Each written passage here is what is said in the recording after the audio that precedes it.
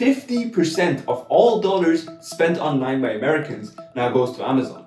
Amazon Web Services now accounts for half of all the traffic on the internet. For years, Jeff Bezos has said it's always day one at Amazon. And for years, Amazon has acted like a startup, constantly innovating, putting growth above profits and stopping at nothing to crush the competition. But now, Amazon is under new leadership. These past few years, it hasn't been growing as fast as it once did.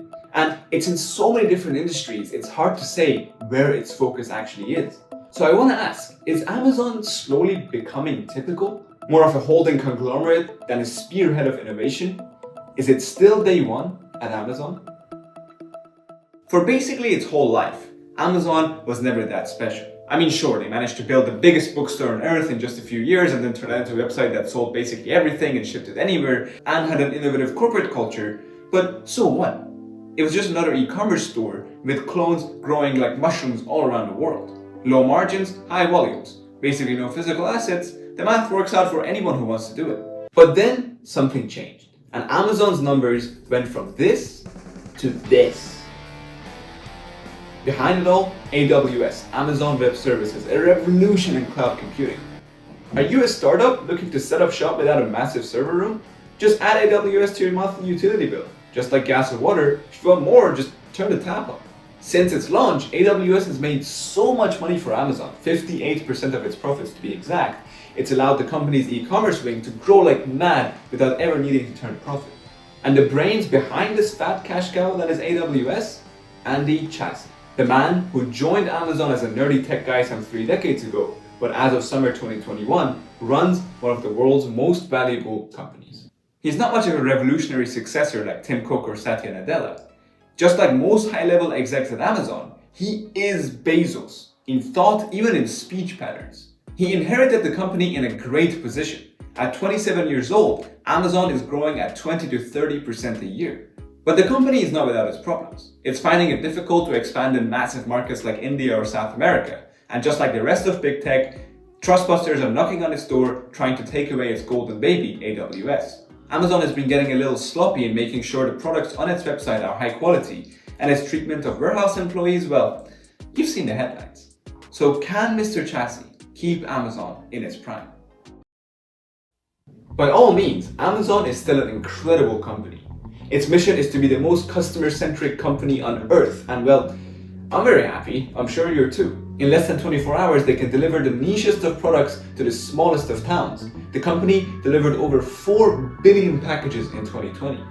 And of course, the company thinks long term. I mean, long term.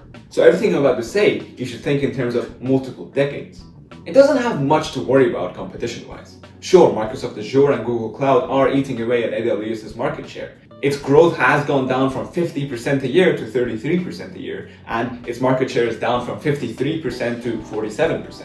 Sure, Shopify is starting to move serious money, but no company on earth can do logistics like Amazon can. Even if Amazon.com starts going out of fashion, companies will still come to Amazon to get their stuff shipped. It's only a matter of time until Amazon becomes a logistics as a service company with a direct-to-consumer e-commerce business on the side. And in terms of the brick and mortar business, they seem to be doing pretty fine. And the treatment of warehouse employee stuff, you can just cover it up with good PR for a few years until you can replace all of those annoying, needy humans with robots. So I really see 3 major problems on Amazon and Mr. Jassy's way. Most important one is the company losing focus and its day one culture disappearing. Second is governments cracking down, trying to break it up. And third is that Amazon would grow so much that it would actually run out of room to grow. All of these are great problems to have. They all come back to the fact that Amazon is still growing like mad, is still in its prime and years away from declining. Now, as for the first problem, cracks are definitely starting to show.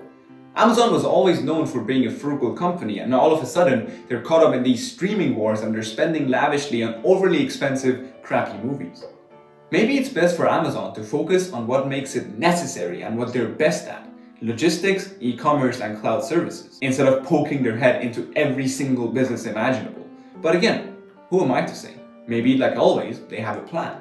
When it comes to company culture, the word from current and ex-high-level employees is that cracks are actually starting to show in the company's innovative culture and insane work ethic. Office politics, intrigue, and backstabbing are giving the way to working 18 hours a day for the good of the company. And that's something Mr. Chassis will need to get a handle on. As for the second problem, government regulations, if AWS gets broken up, AWS will be fine, and Amazon will just have to live with less fuel for growth. In fact, if the companies get broken up, the shareholders might get richer.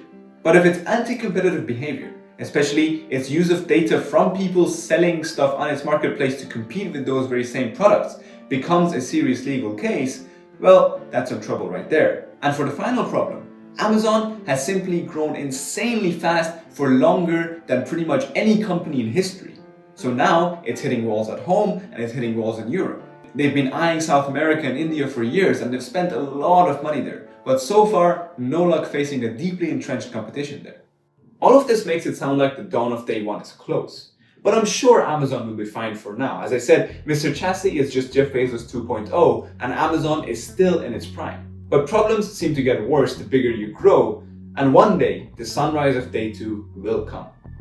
I hope you liked this quick checkout on Amazon's health. Make sure to subscribe to catch the next one and support this project on Patreon to finance high quality videos like this. See you next time.